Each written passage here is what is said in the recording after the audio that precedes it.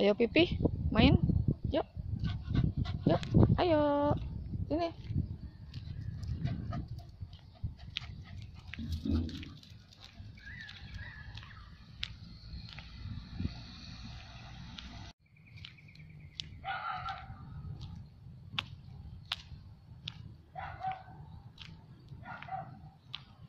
Pipi bingung, ada anjing di sana. Pipi ngeliatin aja.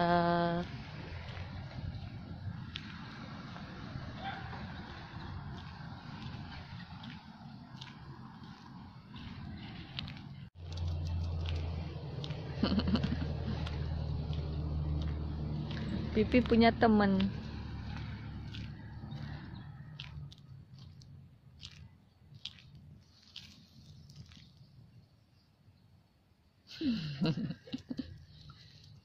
Pipi sih ogah main.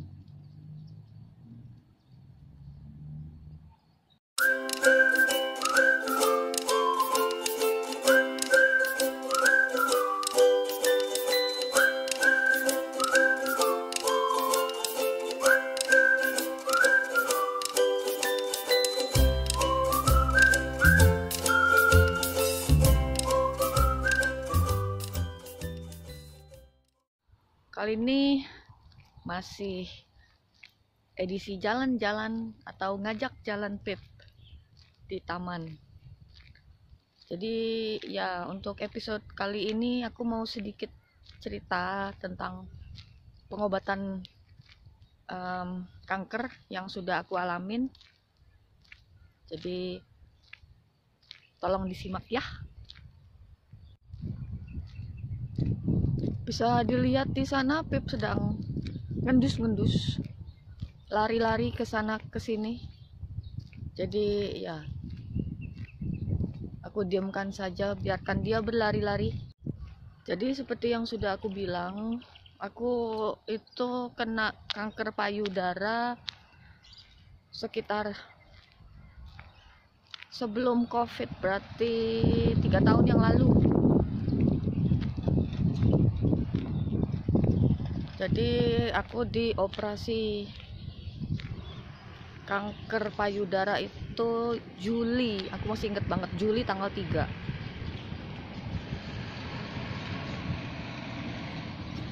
Hidungku. Nah, jadi ya setelah aku pengobatan dengan kemoterapi, aku tuh merasa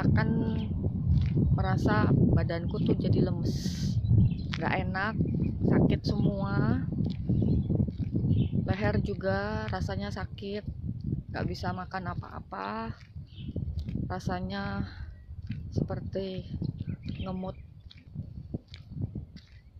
Ada yang seperti ngemut logam.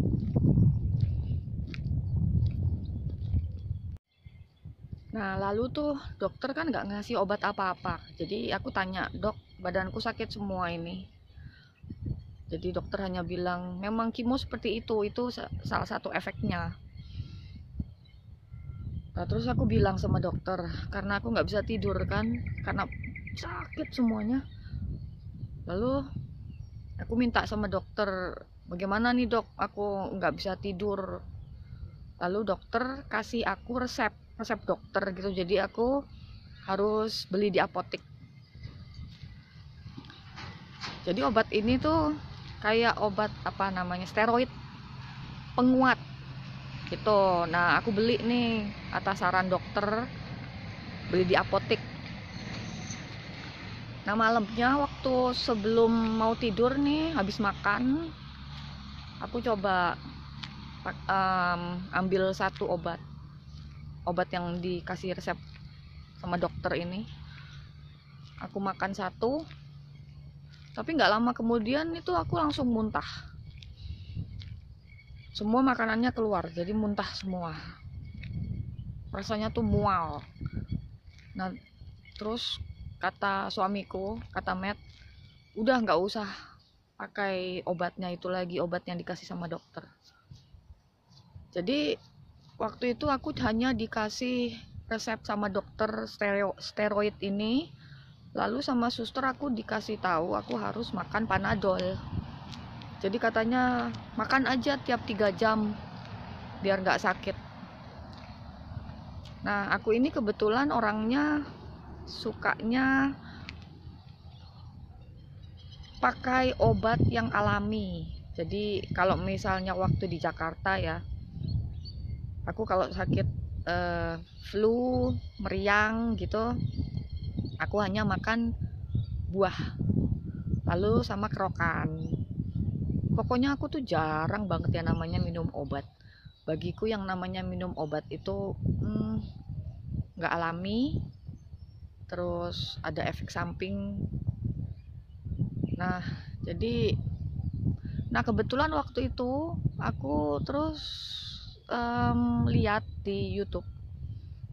Jadi aku dikasih tahu sama suamiku. Nah, suamiku ini kebetulan orangnya mauan.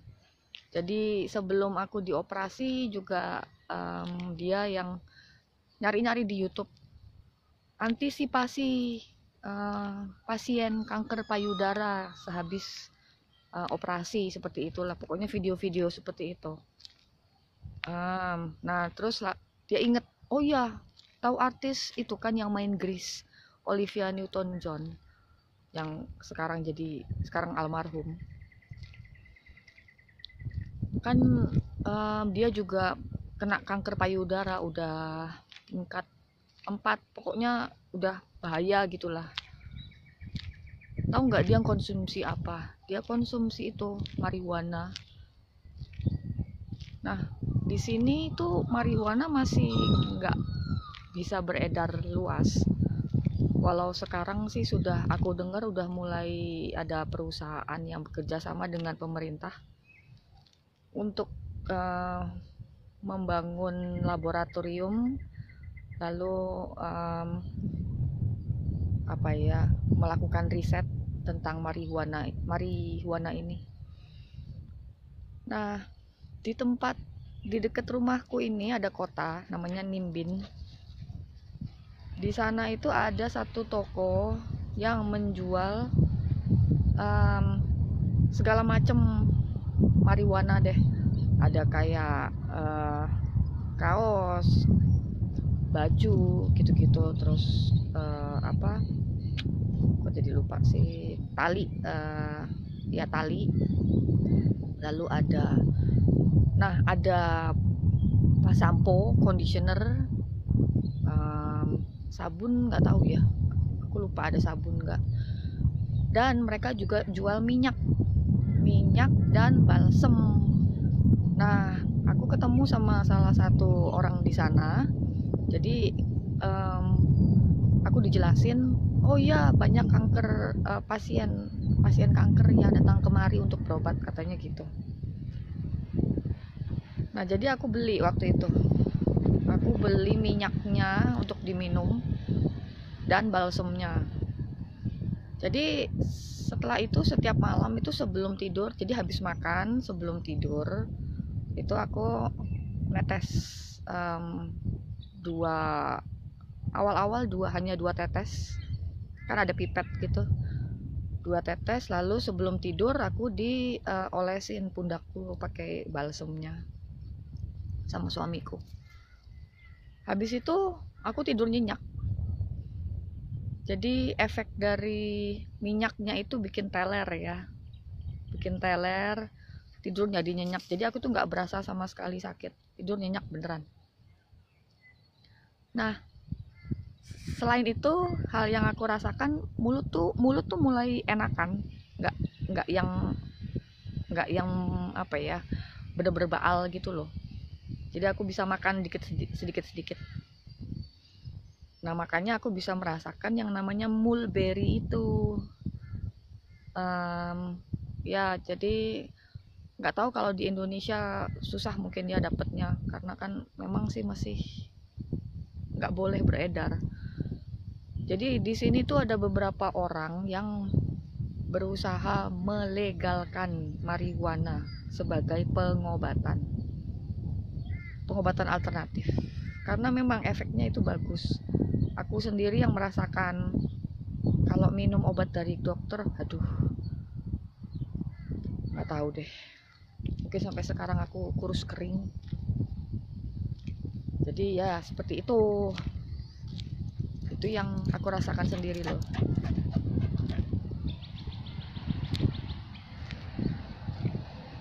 Masih mau jalan-jalan pipi.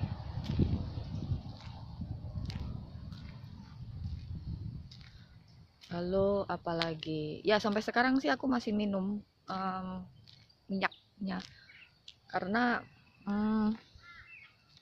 bagus. Jadi manfaatnya itu banyak kata orang ya. Bikin awet muda, bikin kulit bagus, terus menyembuhkan kanker atau meredakan demensia. Banyak deh pokoknya. Aku dikasih bukunya, buklet gitu waktu aku beli minyaknya. Minyaknya sendiri memang harganya mahal sih. Satu botol kecil hanya 75 ml itu harganya $75. Balsemnya lebih mahal. Balsemnya hampir $100.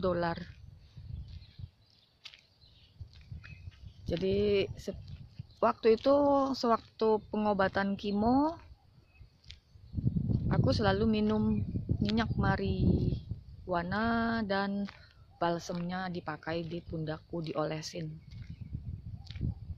Jadi ada beberapa dokter di sini yang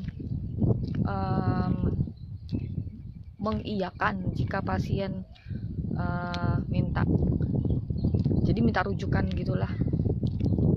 Jadi ada beberapa dokter sini yang ya mengiyakan. Aku sendiri juga tanya sama dokterku, boleh nggak ya aku pakai minyak ini? Terus kata dokter, iya kenapa enggak? Itu kan sama kayak pengobatan alternatif. Kalau misalnya dirasa kamu enak pakai itu ya silakan gitu. Jadi ya aku beli.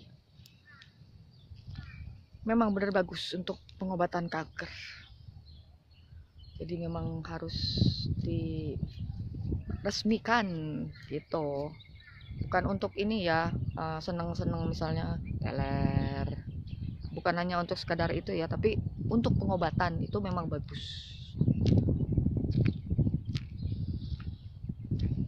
Cuaca bagus hari ini, nggak begitu dingin. Ya jadi jika kalian masih perlu tanya-tanya, silakan tanya-tanya ya.